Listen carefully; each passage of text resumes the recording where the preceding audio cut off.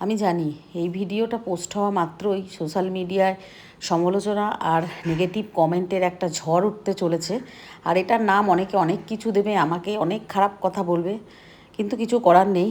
এই ক্লিপটা আমাদের ফ্যামিলির কেউ একজন নিয়েছিল, তার কাছ থেকে আমি নিয়েছি। তো সুপ্রভাত সবাইকে। সেদিন দিনটা ছিল 20 জুন, 5ই আষাঢ়, বৃহস্পতিবার।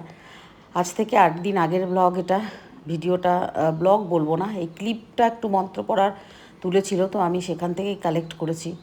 কারণ আমি সেদিন ব্রেক নিয়েছিলাম এই সোশ্যাল মিডিয়া থেকে, আর আমি কোনো ভিডিও শ্যুটও করিনি। আর এই ভিডিওটা পোস্ট করব কি করব না সেটা ভেবে ভেবেও আমি অনেক দিন ধরেই আমি ভাবছিলাম যে এই ক্লিপটা কি পোস্ট করা উচিত কি না।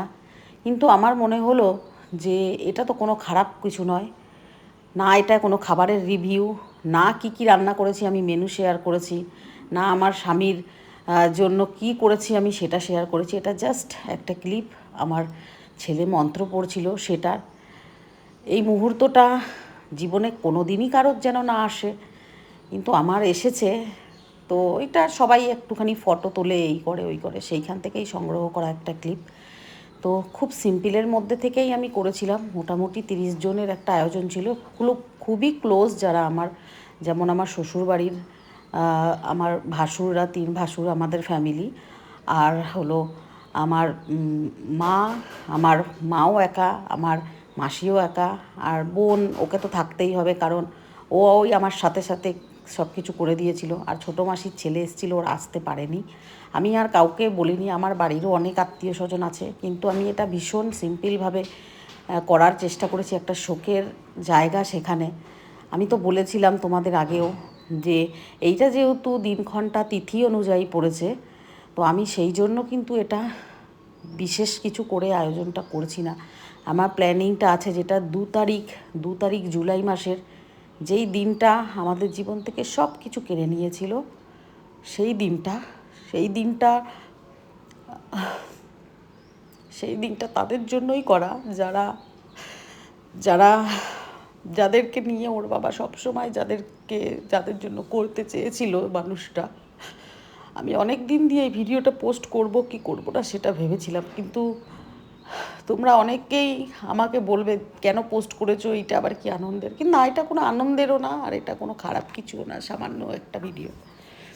তো আমি এখন আর কাঁদবো না, আমি ইমোশনালও হব না, কারণ সেটারও নাম দেওয়া হয় সিম্প্যাথি। কিন্তু আমার চোখের জল মুছিয়ে কেউ আমার কষ্টটা ভাগ করতে পারবে না, তাই জন্য আমার চোখের জলটা ফেলবো না আমি আর। তো বোন আর আমি, বোন তো আগের দিনই চলে এসেছিলো। আর আমি কোনো ক্যাটারিংকে, এই 30 জনের রান্নার জন্য প্রথমে অনেক ক্যাটারিং খুঁজেছিলাম, কিন্তু কেউ এত কম লোকের আয়োজনের জন্য অনেক টাকা চার্জ করছিল। মানে 400 টাকা প্লেট কেউ বলছে, কেউ 300 টাকা প্লেট বলছে। মানে দেখতে গেলে 30 জনের হিসেবে, মানে সামান্য কিছু আয়োজনের জন্য অনেক টাকা চার্জ পড়ে যাচ্ছে। তা আমার বোন বলল যে প্রথমে দিদি আমি রান্না করব, কিন্তু যা এখানে গরম, আর আমার বাড়িতে জলের কষ্ট প্রচুর, জলের নিয়ে তো অশান্তি লাগাতার লেগেই আছে, প্রচুর জলের কষ্ট, তাই জন্য আয়োজন করা সম্ভব ছিল না। তারপরে লাস্ট মুহূর্তে আমার যা একজনকে, মানে উনি হোম ডেলিভারি করে, আমাদের পাড়াতেই থাকে, তো ও ঘরোয়া রান্না এমনি করে দিতে পারবে, কারণ বেশি মেম্বার নেই। আর আমার মেনুতেও বিশাল কিছু আমি রাখিনি, হাইফাই খাসির মাংস, পোলাও, এইসব বিরিয়ানি কিছু না, এটা কোনো দিনই কেউই রাখে না, তাও আমি বললাম। তো ওই জন্য বোন আর আমি ডিসাইড করেছি মাছটা, উনি যাকে ক্যাটারিংয়ের দায়িত্ব দিয়েছিলাম, ও ক্যাটারিং মানে নিরামিষটা রান্না করে দেবে। আমিষের যেটা মাছ এইগুলো ছিল, মাছের পাবদা মাছ ছিল, কাতলা মাছ ছিল, এইগুলোও করতে পারবে না, নিরামিষটা করে দেবে। তো ঠিক আছে, নিরামিষের দায়িত্বটাই দিয়েছিলাম। আর বোন আর আমি সোজা চলে গিয়েছিলাম পাঞ্জাবি মোড়ে, যেখান থেকে আমি পাঞ্জাবি মোড়ে মাছ আনি। তো সকাল সকাল উঠেই একদম 5:30 বাজতে না বাজতেই বোন আর আমি দুজনাই চলে গেছিলাম। সকাল থেকেই তো প্রচুর রোদ, এমনিতেই মন মেজাজ ভালো নেই, শরীর ভালো নেই। আর আমাদের বাড়িতে বেটা ছেলে বলতে আমার ছেলে মনা, তো ওকে আর আমি বলি নাই যে তুই বাজার চলো, তোরও তো মন মেজাজ ভালো না, যতই হোক বাবার কাজ করবে। তো ওই বাজারে এসেছিলাম, কাতলা মাছ নিয়েছিলাম, পাবদা মাছটা খুঁজছিলাম, সেই বেনাসিটিতে গেলাম আগের দিন, সেদিনও কিন্তু পাইনি, পাবদা মাছটাই পাইনি। পাবদা মাছটা খেতে খুবই ভালোবাসতো, ভেবেছিলাম ওর জন্য পাবদা মাছের সর্ষে পোস্ত দিয়ে ঝাল করে দেবো, কিন্তু পাবদা মাছটা আমি কোথাও পেলাম না। কিন্তু অনেক খুঁজেছি। আর এখানে যেখানে পাঞ্জাবি মোড়ে মাছ বসে এখানে কিন্তু এই শুধু রুই কাতলা পাঙাশ, মাঝে মধ্যে একটু চিংড়ি ওঠে, এই রকমই। মানে রুই কাতলাটাই মেনলি ওই ডাকের যেটা পাইকারি বাজার হয় ওইখানেই। আমার গলাটা মানে প্রচণ্ড ভার, কারণ এটা আমি বলতে পারবো না ভিতর থেকে আমি কতটা কষ্টে আছি, কিন্তু তবুও ভিডিওটা আমাকে দিতে হবে, কারণ আমি যেহেতু একজন ডেলি ব্লগার হিসাবে কাজ করি। আর তোমরা সবাই বলো, অনেকে কমেন্ট আমি তোমাদের উপরে ছেড়ে দিয়েছিলাম যে তোমরাই বলো যে ভিডিও আমি সেদিন করব কি করব না। তো কেউ বলেছিলে, অনেকে 50% বলেছো করো দিদি, 50% বলেছো করবে না দিদি। তো আমি সেদিন করিও নি, আমি কোনো ব্লগই পোস্ট করিনি বা কোনো ভিডিওই কিচ্ছুই করিনি। আমি সারাটা দিন শুধু ভাবছিলাম যে কার কাজ করতে চলেছি আমি, কার কাজ করছি আমি এটা, এই সমস্ত ভেবে ভেবেই তারপরে ধরো সমস্ত কিছু নিয়ম কানুন যা থাকে সব কিছু সেগুলো আছেই। তো যাই হোক, তা আমার আর 5 কেজি একটা কাতলা তো পেলাম না যেটা 5 কেজি ওজন, দুটো কাতলা নিতে হয়েছিল। তো দুটো কাতলা মিলিয়ে ওই 5.5 কেজি মতন হয়ে গেছিলো, সেটাই কাটিয়ে কুটিয়ে নিয়ে নিলাম।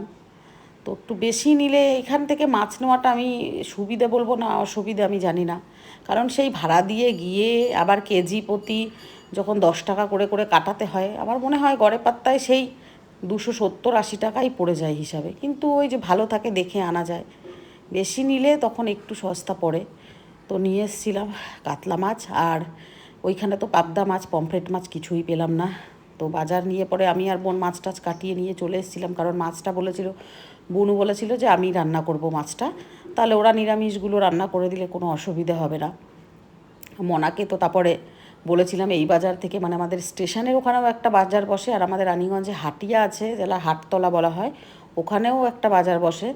তো ওইখান থেকে মনাকে বলেছিলাম তাহলে তোর বাবার ভ্যারাইটির মাছগুলো যেগুলো যে একটু রান্না করে তো দেবো, ব্রাহ্মণ বলে দিয়েছিল এইবারটা লাস্ট ওর ভালো লাগার জিনিসগুলো দিয়ে দিন, তারপরে আর না দিলেও চলবে। তারপর থেকে আপনারা সব কিছুই তিল কলা এগুলো সব খেতে পারবে। তোমরা জানো আমার ছেলে মেয়ে একটি বছর আমি বাড়িতে কলা আনিনি, বাড়িতে আমরা পায়েস করিনি, বাড়িতে আমরা তিলের কোনো খাবার আমরা খাইনি। তোমরা জানো এটা, কোনো দিনই তোমরা দেখো নি আমার বাড়িতে কলা আনতে। আমি বলেও ছিলাম একটা ভিডিওতে, কেউ বলেছিলে যে এইটা আবার কেমন নিয়ম। প্রত্যেকটা মানুষের প্রত্যেকটা কাস্টের কিন্তু নিয়ম কানুন আলাদা। আমাদের বাবা মরলে কলা খেতে নেই, মা মরলে দুধ খেতে নেই, কিন্তু সেটা গুরুদশা যে 13 দিন থাকে সেই 13 দিন। কিন্তু আমার ছেলে মেয়েরা ওই কে ওদেরকে বলেছে, আর ওরা তো ছোটো, যে যা বলে সেটাই ভাবে সেটাই বিশ্বাস করে। তো ওই জন্য ওরা একটি বছর কিন্তু খায়নি কলা, আমি বাড়িতে আনিনি।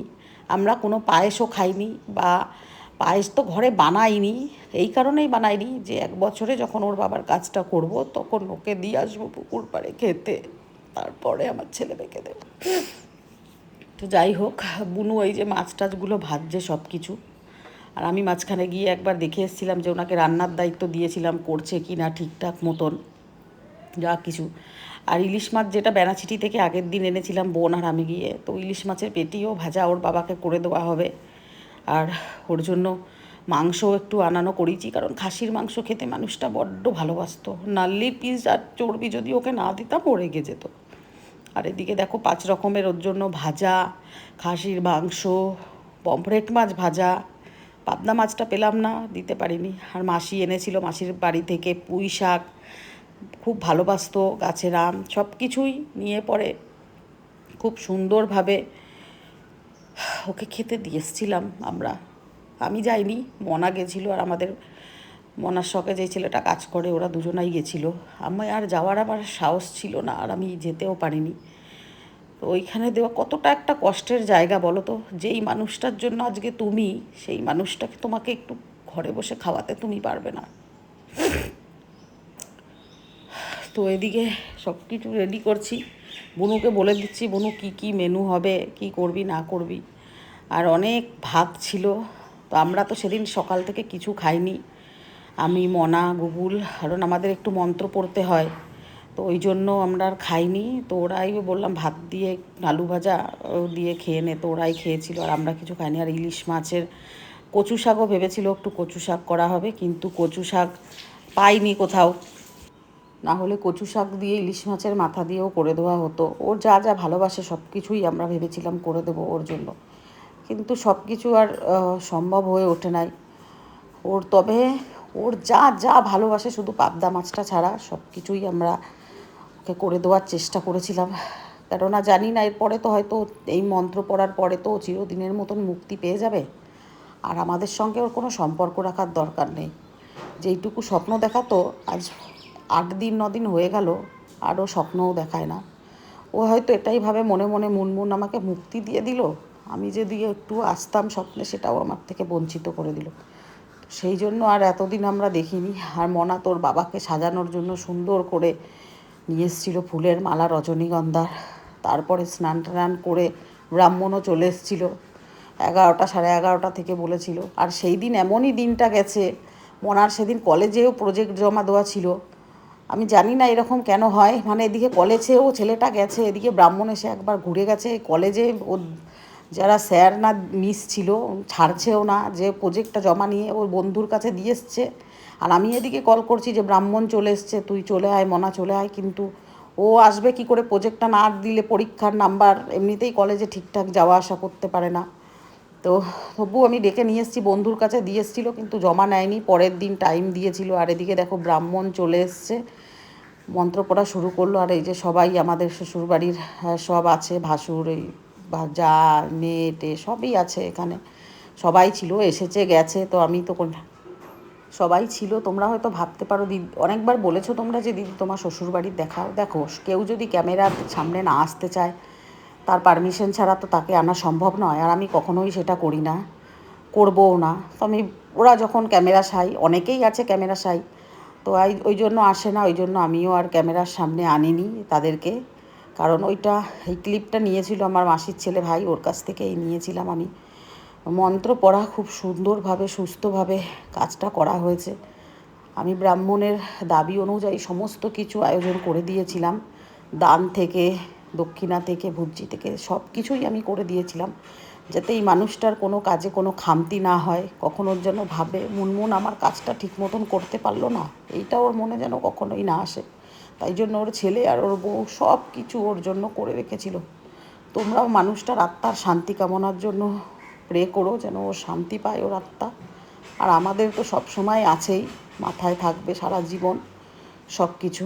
তো খুব সুন্দরভাবে এই কাজটা আমরা সম্পূর্ণ করেছি। তারপরে দুপুরবেলায় খাবার দাবার আনিয়ে সবাইকে খাবার দাবার খাইয়ে এই দুঃখ ভরা দিনটা পার করেছি। আর এই শাড়িটা ছোটো মাসি দিয়ে পাঠিয়েছিল আমার জন্য।